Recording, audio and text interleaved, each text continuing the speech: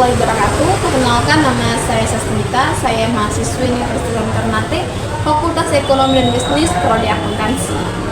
Nah, kali ini saya akan menjelaskan dari tugas metode penelitian, yang dimana video-video yang ada di akun saya yang pertama itu mengenai ekonomi syariah. Namun saya akan menjelaskan di sini mengenai metode penelitian.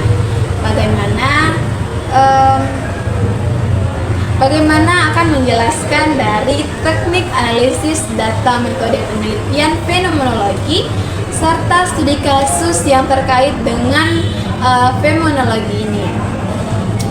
Nah, jadi teknik analisis data dalam metode penelitian fenomenologi ini ada beberapa hal. Yang pertama, kita akan menjelaskan bagaimana tujuan utama fenomenologi ini. Yang pertama yaitu untuk menjelaskan pengalaman hidup manusia secara mendalam dari sudut pandang mereka sendiri, di mana fenomenologi ini tidak mencari kebenaran objektif, melainkan makna subjektif dari suatu fenomenologi yang dialami individu atau kelompok. Nah, selanjutnya adalah langkah-langkah umum dari analisis data dalam fenomenologi ini. Terdapat beberapa versi teknik analisis dan tergantung dengan tokoh atau pendekatan yang digunakan. Namun, saya akan menjelaskan mengenai langkah-langkah umum yang sering dipakai dalam fenomenologi. Yang pertama adalah directing atau approach, di mana peneliti menggunakan atau menyimpan dulu segala prasangka, keyakinan pribadi atau pengetahuan sebelumnya. Tujuannya agar tidak mengganggu kemurnian pengalaman partisipan. Contohnya, jika kamu meneliti tentang pengalaman perawat saat menghadapi pasien meninggal, kamu tidak memasukkan pendapat pribadimu tentang kematian tersebut. Selanjutnya, yang kedua adalah membaca dan memahami data atau immersion. Peneliti membaca transkrip wawancara berulang-ulang agar memahami konteks dan isi pengetahuan partisipan. Ini disebut juga dengan immersive reading, yaitu benar-benar menyelami kisah yang disampaikan responden. Yang ketiga adalah horizontalisasi. Semua pernyataan signifikan dari narasi partisipan diperlakukan setara atau belum disaring. Setiap kutipan atau kalimat yang menggambarkan pengalaman penting diberi kode atau dicatat. Misalnya, dari wawancara partisipan, saya merasa sangat kesepian waktu itu. Dicatat sebagai pernyataan signifikan. Selanjutnya, yang keempat adalah pengelompokan makna atau clustering of learning atau learning units. Semua pernyataan signifikan dikelompokkan menjadi tema atau subtema yang saling berkaitan. Tema ini adalah makna-makna inti yang menjelaskan bagaimana partisipan memaknai pengalamannya. Contoh tema yang itu kesepian, ketakutan, penerimaan, motivasi, dan lain-lain. Yang kelima adalah deskripsi tekstural, the textural description, menyusun narasi tentang apa yang dialami partisipan berdasarkan kutipan dan penjelasan yang diberikan oleh partisipan secara langsung. Yang keenam adalah deskripsi struktural atau structural description, menjelaskan bagaimana pengalaman itu terjadi, termaksud konteks sosial, budaya, tempat, dan kondisi emosional yang memengaruhi pengalaman. Yang ketujuh adalah inti pengalaman atau essence, yaitu merupakan hasil akhir berupa inti makna atau esensi pengalaman yang dirasakan oleh semua partisipan. Esensi ini adalah kesimpulan mendalam yang menjelaskan makna kolektif dari fenomena yang diteliti. Nah, selanjutnya adalah dalam tokoh-tokoh dan teknik analisis fenomenologi ini.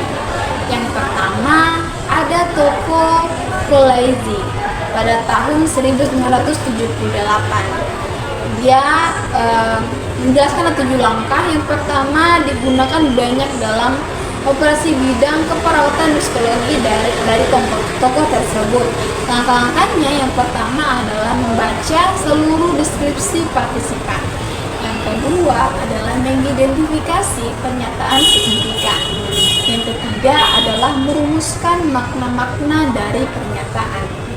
Nah, yang keempat adalah mengelompokkan makna menjadi tema. Selanjutnya adalah yang kelima, bagaimana mendeskripsi menyeluruh atau tekstual dan struktural. Yang keenam adalah merumuskan esensi pengalaman. Nah, selanjutnya adalah yang ketujuh, yaitu dari tokoh tersebut validasi kepada partisipan atau member chatting. Nah, yang kedua tokoh adalah Moustakis pada tahun 1994, modifikasi Husserl, yaitu fokus pada penurunan pengalaman, penggunaan pendekatan deskriptif. Langkah-langkah ini mirip tokoh sebelumnya. Nah, yang ketiga adalah Van Manet pada tahun 1990, di mana dia gabungan antara deskripsi pengalaman dan interpretasi makna. Peneliti menulis narasi yang puitis dan efektif dengan menganalisis tema-tema eksistensial seperti ruang, waktu, relasi, tubuh, pengalaman hidup, dan lain-lain. Nah, kesimpulan dari teori tersebut yaitu adalah breaking, yaitu menahan bias peneliti, membaca data, memahami narasi mendalam, horizontalisasi, mengidentifikasi pernyataan signifikan, pengelompokan tema, menemukan pola dan makna. Textual description menyusun apa yang dialami. Structural description menjelaskan bagaimana pengalaman terjadi. Eksistensi inti makna dari semua pengalaman. Berikut adalah beberapa studi kasus yang menggunakan pendekatan fenomenologi ini dalam berbagai bidang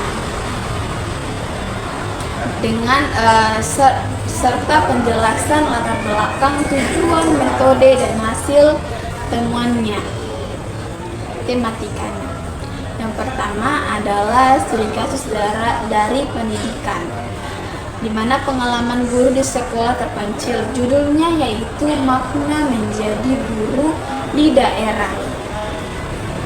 3T. Studi fenomenologi pada guru honorer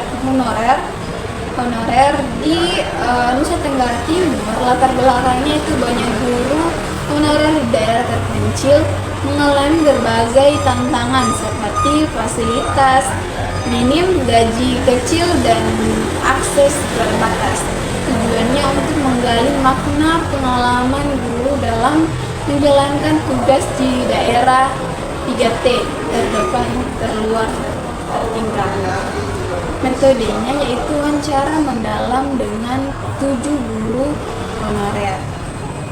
Temuan temanya yaitu mengabdi tanpa pamrih, rasa keterpanggilan, kesepian dan kerinduan keluarga, kebanggaan dalam keterbatasan. Yang kedua, contoh di sosial, yaitu pengetahuan ibu tunggal, di mana memiliki judul studi fenomenologi tentang makna menjadi ibu tunggal pada perempuan di permukaan. Maknanya yaitu perempuan sebagai ibu tunggal sering menghadapi signifikan sosial, tekanan ekonomi, dan beban ganda. Tujuannya untuk menelusuri pengalaman subjektif ibu tunggal dalam menjalani hidup pasca persalinan atau perceraian atau ditinggal pasangan. Metodenya wawancara mendalam dengan 5 partisipan. Temuan temanya yaitu kuat demi anak. Yang kedua adalah merasa diremehkan oleh lingkungan. Yang ketiga adalah belajar mandiri. Yang keempat adalah bangkit dari keterpurukan. Selanjutnya adalah contoh dari kesehatan di mana pasien kanker.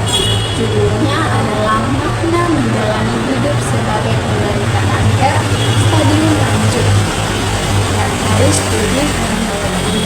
Ada belakangnya yaitu pasien kanker memiliki perjalanan emosional yang kompleks dari rasa takut hingga penerimaan. Tujuannya untuk menggali makna hidup dan dirasakan pasien kanker dalam menghadapi penyakitnya. Metodenya yaitu wawancara dengan 6 pasien kanker stadium 3 dan 4. Temuan temanya ada beberapa. Yang pertama adalah takut akan kematian, yang kedua adalah belajar ikhlas, yang ketiga mencari makna spiritual, yang keempat adalah mensyukuri sisa waktu hidup. Nah, selanjutnya contoh studi kasus dari kerja digital, ojek online saat pandemi. Judulnya adalah pengalaman driver ojek online dalam bertahan hidup di tengah pandemi COVID-19.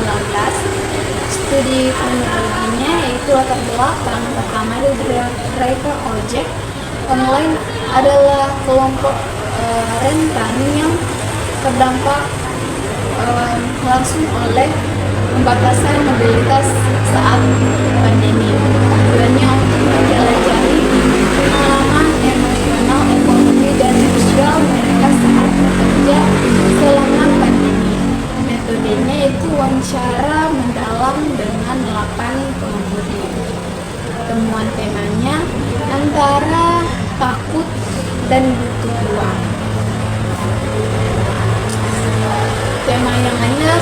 Temanya adalah solidaritas bersama driver, kekhawatiran keluarga, bertahan demi anak istri. Nah, selanjutnya kelima adalah teknologi dan kesehatan, mahasiswa dan media sosial. Ini adalah makna ketergantungan terhadap media sosial teknologi pada mahasiswa. Terdapat media sosial memiliki dampak besar terhadap gaya hubungan sosial, bahkan identitas diri. Tujuannya untuk menggali pengalaman mahasiswa dalam menggunakan media sosial secara intensif.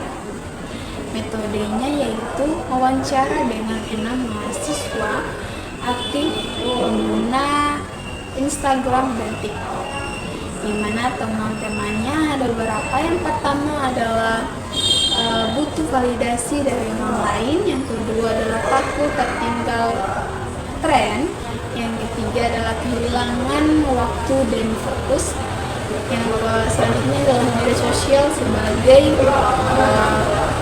pelarian. Nah, catatan penting dalam studi kasus tersebut ada ciri khas dari semua studi kronologi yang saya jelaskan tadi, di mana dia terfokus pada pengalaman hidup meta.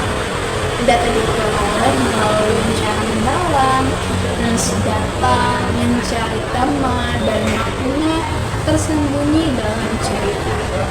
Tujuannya adalah menyusun esensi pengalaman dari kelompok tertentu.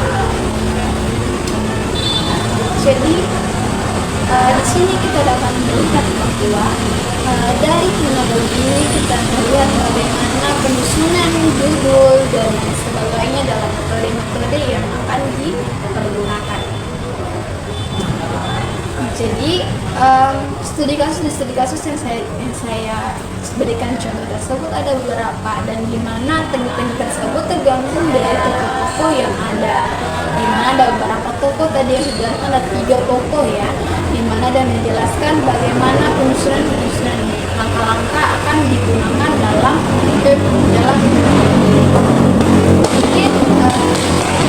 sampaikan review dan kitabnya saya harap bisa Allah yang kekurangan dari saya sendiri.